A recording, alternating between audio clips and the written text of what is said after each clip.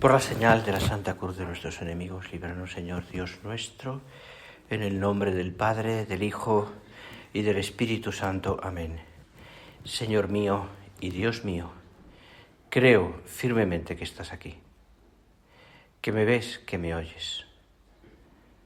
Te adoro con profunda reverencia. Te pido perdón de mis pecados y gracia para hacer con fruto este rato de oración. Madre mía Inmaculada, San José, mi Padre y Señor, Ángel de mi guarda, interceded por mí. Hace muy poquitos días celebrábamos, recordaréis, la fiesta o la memoria de Santa Mónica y de San Agustín. Y si os paráis a pensar un poquito en la vida de Agustín y la relación que tienen con Santa Mónica, su madre, y cómo Mónica, pues durante años y años, pues fue rezando y fue dando ejemplo a su hijo, ¿no? que andaba perdido, Cómo ella va consiguiendo poco a poco la conversión de Agustín, hasta que ya cuando Agustín tenía unos 30 y tantos años, después de unos años también de andar de un sitio para otro, se encuentra con el Señor, se encuentra con la fe. Y Mónica queda como satisfecha, queda como feliz después de ese proceso, que es un proceso intelectual y es un proceso también de encuentro con el Señor, de Agustín. Y una de las características a donde quería llegar de la vida de Agustín, sobre todo, es que Agustín fue un hombre que dentro de sus errores y sus idas y venidas y por todo lo que pasó, pues siempre tuvo la rectitud de intención de buscar siempre la verdad. Y al final, evidentemente, se encontró con la verdad con mayúscula, con el Señor. Creo que este es un punto de referencia para todos los cristianos, ¿no? Como el encuentro con Cristo, también nuestro encuentro con el Señor, es siempre una búsqueda de la verdad. La verdad que es Cristo, camino, verdad y vida. La verdad que es Cristo. Pues Agustín fue un buscador de la verdad. Los cristianos somos hijos de la luz y seguidores de la verdad.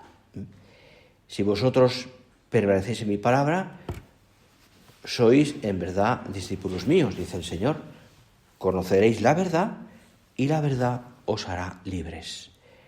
Estas palabras también hoy resuenan en los cristianos, en este momento en el que quizás también, sí, podríamos decir, ¿no?, se ha devaluado la verdad. Se ha devaluado la verdad. Y en tantos lugares, pues, se vive de la mentira. Se vive del quedar bien, del dar una apariencia, del no vivir realmente, pues con la coherencia propia de un cristiano. ¿Y a qué se refiere esa coherencia cristiana? A eso que nosotros también hemos de vivir en nuestro ambiente y por tanto, en nuestra vocación.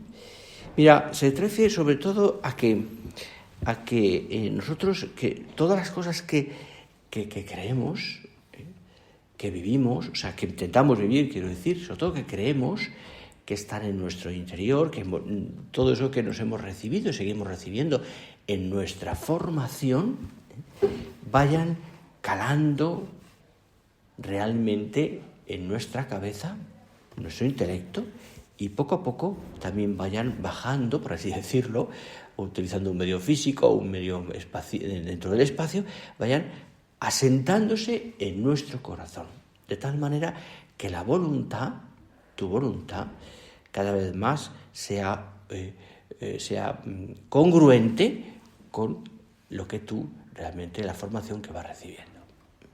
De una manera, el amor al Señor lo vamos descubriendo a través del intelecto, vemos cómo Dios nos ama, conocemos cómo el Señor nos ama, conocemos al Señor, y poco a poco eso se va sentando también en nuestro interior, en el corazón.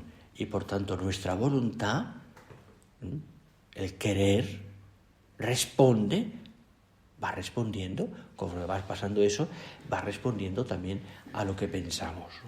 ¿Qué pasa a mucha gente hoy?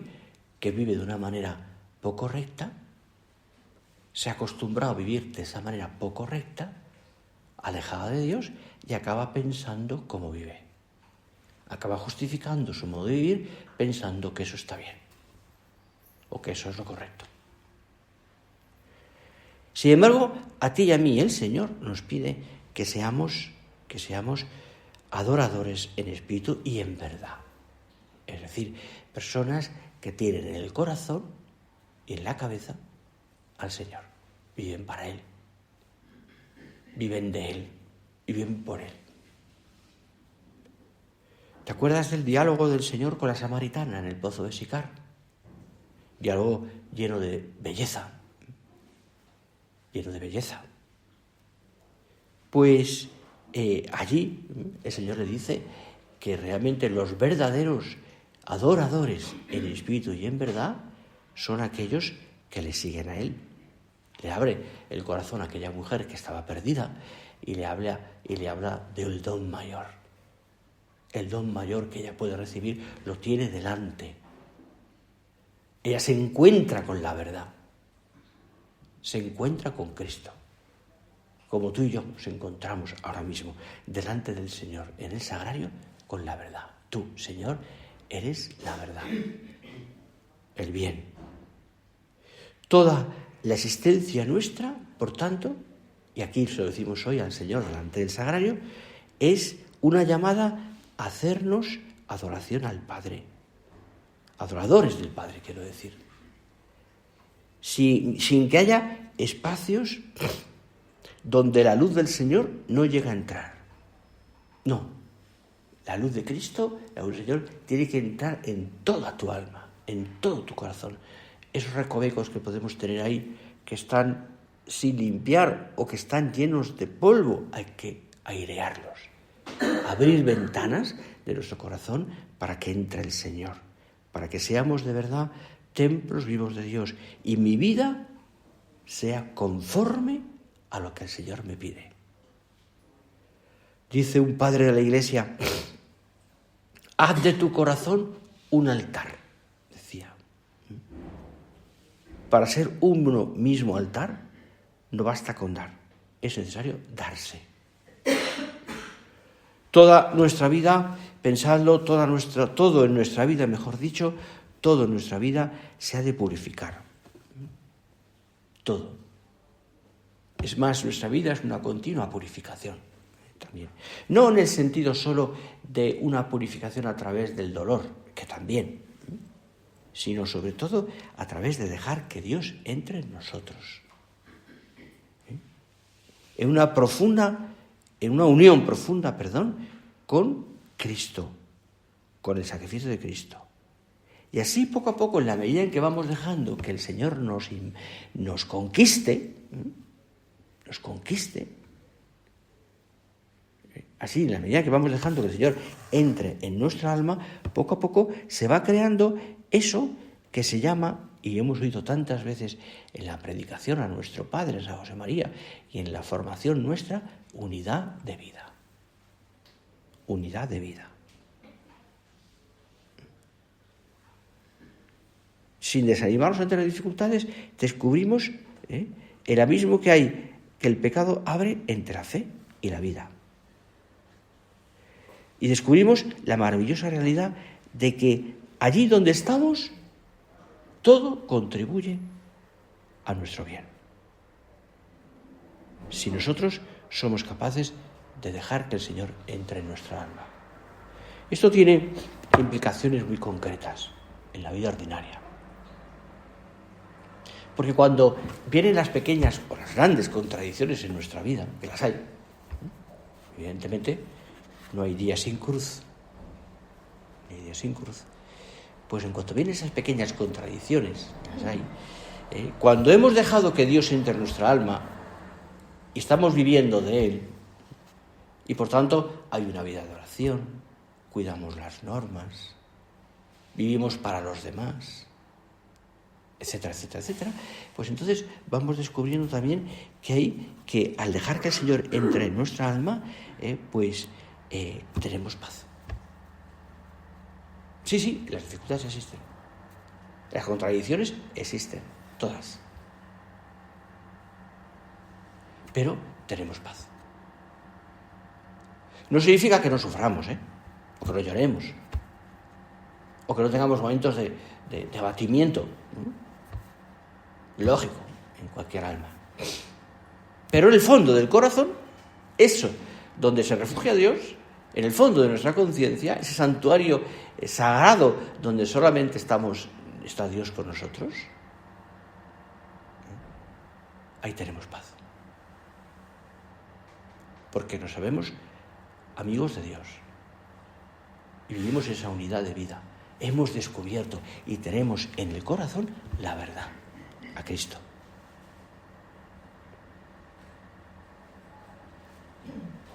La unidad de vida, en ese sentido, tiene como nervio la presencia de Dios, que es Padre nuestro. Y es por el Espíritu Santo cómo vamos participando también de lo humano y de lo divino, que se realiza también en la encarnación del Hijo de Dios. Cristo es siempre principio de paz y principio de unidad. Su alimento, lo que le da vida, es siempre, en el caso de Cristo, hacer la voluntad del Padre. El sentido de su vida es la voluntad del Altísimo. Pensadlo, ¿no? Como el Señor, durante toda su vida, acordaros, por poner algunos hitos concretos, acordaos, el niño perdido del templo, ¿no sabéis que tengo que hacer las cosas de mi Padre? Les dice a María y a José, con 12 años.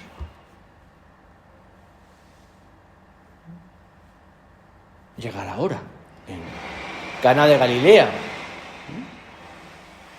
se va esos años de predicación, donde va haciendo la voluntad del Padre siempre. Llega el momento de la pasión, la cruz, en Gesemaní. No se haga la mía, sino la tuya, tu voluntad, Padre. Y en la cruz acaba diciendo, todo está consumado, todo está cumplido, he cumplido la voluntad del Padre. Todo está orientado ahí.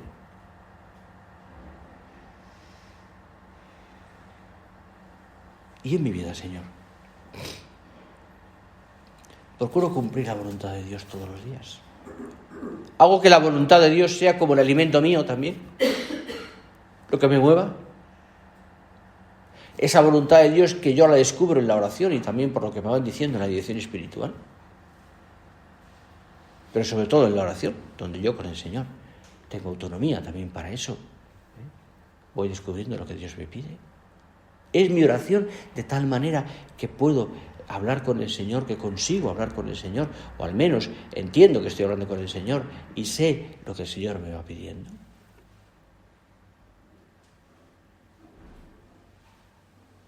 He visto claro en la oración, decimos a veces. O me da cuenta en la oración que el Señor me está pidiendo que apriete más aquí, que cambie en esto. A veces ni siquiera lo tienen que decir en la charla, porque lo descubrimos en la oración. Después nos pueden confirmar, nos pueden decir pues este camino o sugerir, porque siempre la charla es a nivel de consejo. Pero eres tú, en la oración, donde tienes que ver esas cosas. He visto en la oración. Señor, he descubierto, me has hecho ver que no son grandes cosas, a veces son pequeñitas cosas, pero son mociones del Espíritu Santo, de Dios, que está diciendo, mira, esta es la voluntad para ti. Cambia en esto, vete por este camino, haz esto. Esto es, acepta esta situación concreta que te está haciendo sufrir estos días o que te cuesta aceptar.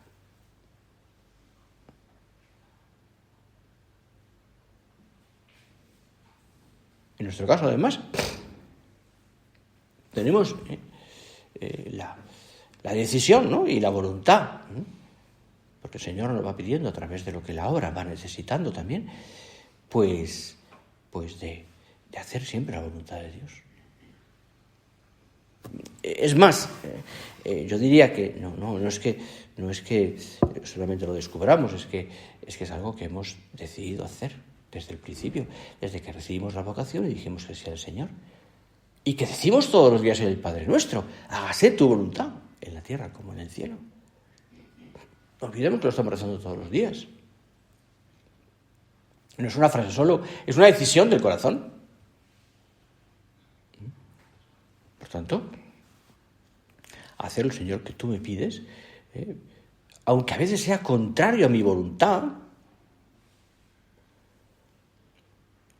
me va haciendo mejor.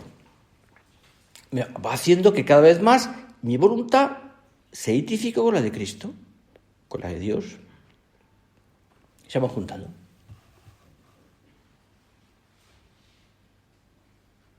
Y bien sabes que además pues estamos sujetos a muchas cosas que a lo mejor pues no son las que nos apetecen, o no son las que queremos, o no son las que desearía, o no son las que, cuando uno lo piensa, pues después, pues va dándose cuenta de que aquello que me dijeron, aquello que el Señor me está pidiendo, aquello que he visto claro en la oración, es lo que me conviene, lo que realmente me va a hacer feliz. Que a lo mejor en el primer momento puedo ver como algo que me cuesta mucho. Mirad, si las cosas no nos costaran, pues yo creo que ya no estaríamos aquí, estaríamos en el cielo, claro. Si las cosas no nos costaran, seríamos ángeles. Y aquí no hay ninguna que sea un ángel. Tampoco hay ningún demonio, evidentemente. Pero ya me entendéis, no hay ningún ángel. Estamos ángeles, están en el cielo. Y justo junto a nosotros.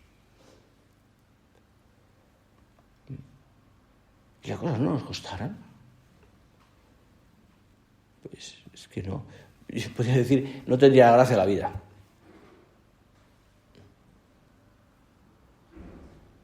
No, mira, es que a mí no me cuesta levantar por la mañana. Bueno, espérate años, verás cómo te cuesta. Es que a mí no me cuesta... No.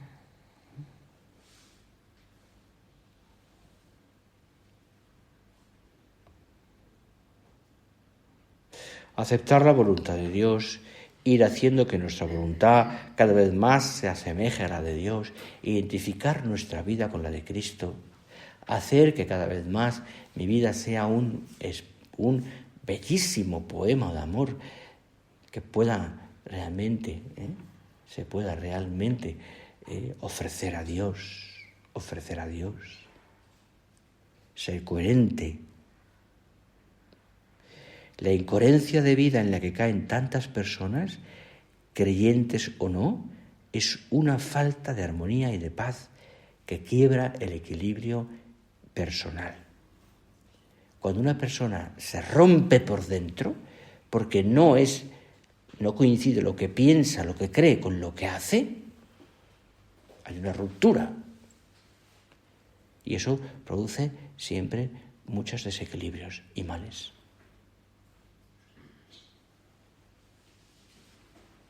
El hombre tiene una naturaleza herida, inclinada al mal, y por tanto que da lugar a errores, a equivocaciones, a meteduras patas. De ahí que la unidad de vida, sea siempre decisiva para todos. ¿Por qué? Porque nos damos cuenta que todo es ocasión de unirnos con Dios y de servir a los demás. También esos momentos en los que de alguna manera tenemos nuestra intimidad, esos momentos en los que queremos estar más solos o tenemos un lugar también para descansar o para estar más en nuestras cosas. Sí, que es lógico que tengamos esos momentos, pero esos momentos también son para los demás. Es decir, vivimos también para los demás. Para los demás. Hace poquito me contaban, y como está en el cielo ya lo puedo contar, me lo contaba alguien, no creo que era un supernumerario, me decía que un día llegó a al centro donde vivía don Enrique Sanz, paz descanse, que todos hemos querido tanto y del cielo nos va a ayudar mucho más. Tuve mucha amistad con él a través también de mis años en Roma, etc. Y estaba ese momento, pues quizás este hombre, el que llegó allí, no le gustaba, jugándose una final de la Copa de Europa, una cosa de estas cosas. Y creo que iba un poco, pues con prisas, y en ese momento, me contaba alguien, pues pitaron un penalti a favor del equipo español. Que no sé cuál era, porque tampoco creo que ninguna aquí, sí sé cuál es, pero no voy a decir porque ninguna se piense que, en fin, que soy de ese equipo, ¿no? Y iban a tirar el penalti. Y entonces esta persona de casa, este superior, le pidió a don Enrique: ¿me puede usted confesar? Uno puede pensar, va inoportuno, ¿verdad? Bueno, pues tardó medio segundo menos, una décima, en levantarse e irse a atenderle. Y esta persona me lo contaba después, ya una vez fallecido don Enrique. Que después, recapacitando, se dio cuenta de su inoportunidad. Pero bueno, no tiene mucho más problema eso, ¿no? Tampoco un penalti da la vida. Pero hablaba más bien de la disponibilidad, del servir a los demás, del vivir para los demás. Vivir para los demás. Y ese pequeño detallito, que no tiene la importancia, pues le hacía pensar, ¿no? Es decir, como una persona que se ha entregado a Dios, que tiene un camino concreto, tiene muy claro qué es lo importante y cómo su vida, aunque sea un rato para él, es para los demás. Es para los demás. Es vivir para los demás, no para uno mismo. Pues incluso esos momentos en los que uno dice, voy a descansar, descanso pensando en los demás, vivo para los demás, vivo para el Señor. Mi vida es vivir para el Señor y para los demás. Esa es la unidad de vida. Eso es lo que nos hace felices, en el fondo, y nos hace ser coherentes con nuestra propia creencia, nuestra propia fe, y entonces las cosas encajan. Porque a veces las cosas no encajan o sufrimos por tonterías. Porque realmente, salvo grandes males o grandes que nos hacen sufrir, lógicamente, pues a veces uno se da cuenta que mi sufrimiento es por bobadas, que no tiene ninguna importancia. ¿Por qué sufrimos a veces por tonterías? Perdonad, lo voy a decir un poco bruto, porque somos egoístas. Somos egoístas. Y estamos pensando en nosotros.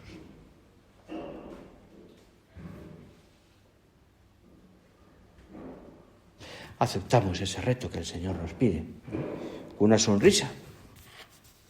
Vivimos para eso. Estamos nosotros sellados por la cruz del bautismo. Los cristianos, nosotros hemos conocido siempre la cruz de la persecución, ¿no? Por ejemplo, decía San Juan Crisóstomo que tuvo una vida impresionante, porque fue obispo de Constantinopla, creo que recordar, ¿no? No me acuerdo, en fin, estuvo un cargo importante también, ¿no? Pero lo depusieron, le va al destierro, volvió otra vez volvió. Fue una vida continuamente donde fue perseguido, ¿no? Y gran orador, además. Crisóstomo significa pico de oro, ¿no? Es decir, tenía una facilidad de palabra y de predicación impresionante. Y un momento escribe, ¿no? Muchas son las olas que nos ponen en peligro y una gran tempestad nos amenaza. Sin embargo, no tememos ser sumergidos porque permanecemos de pie sobre la roca, se refiere a Cristo. Aun cuando el mar se desate, no romperá esta roca. Aunque se levanten las olas, nada podrá contra la barca de Jesús. Decidme, ¿qué podemos temer?, se preguntaba Juan Crisóstomo. La muerte. Para mí la vida es Cristo y la muerte una ganancia. El destierro, él había pasado por varios. del Señor es la tierra y cuanto la llena. La confiscación de los bienes. Nada trajimos al mundo, de modo que nada podemos llevarnos de él. Me río de todo lo que es temible en este mundo y de sus bienes. No temo la muerte ni envidio las riquezas. No tengo deseos de vivir, sino es para vuestro bien. Por eso os hablo de lo que sucede ahora, exhortando vuestra caridad en la confianza. No tengo deseos de vivir, sino es para vuestro bien. Vivir para los demás, para el bien de los demás. Cruz hay, dificultades hay, pero estoy siempre con Cristo. Y eso me da paz. Dolores hay y habrá, pero siempre estoy con Cristo.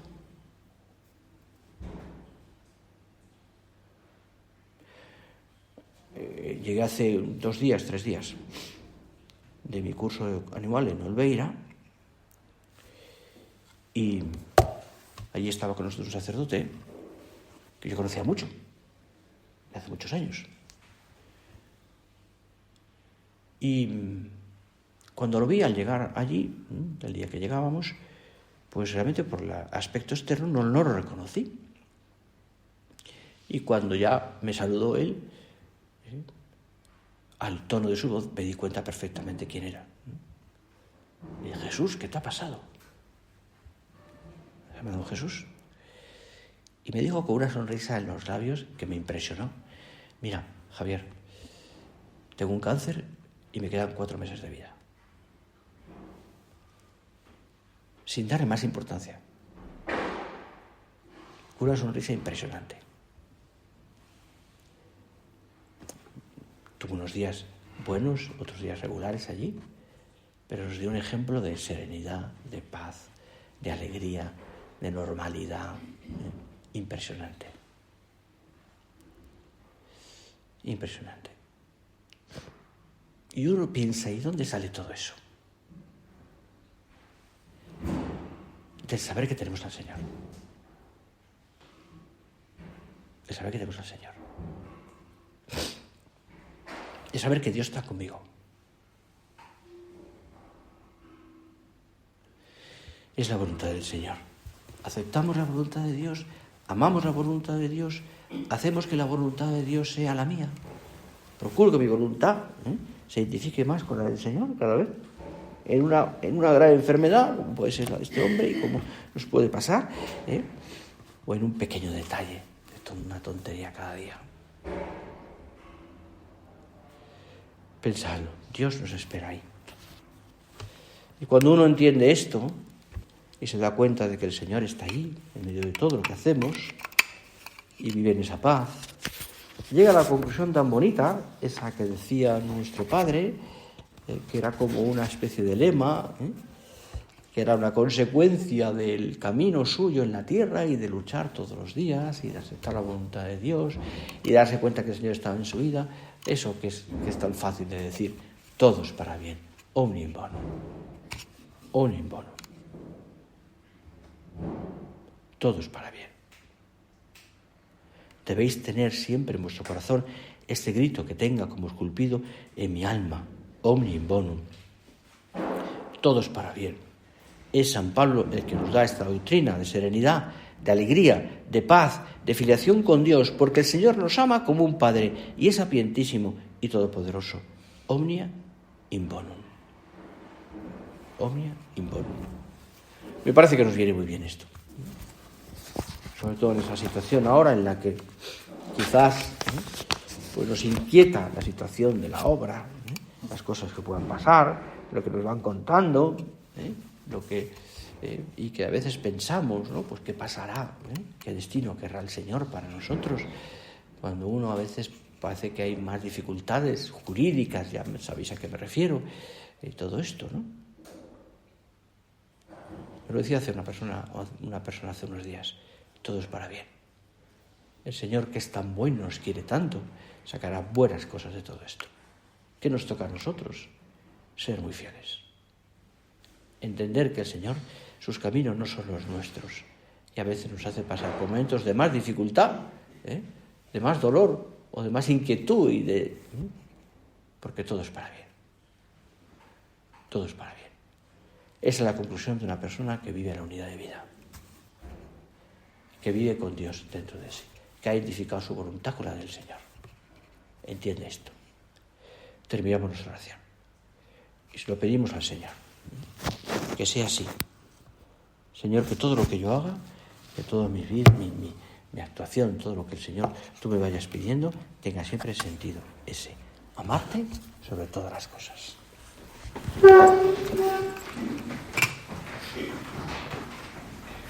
Te doy gracias, Dios mío, por los buenos propósitos, afectos e inspiraciones que me has comunicado en esta meditación. Te pido ayuda para ponerlos por obra.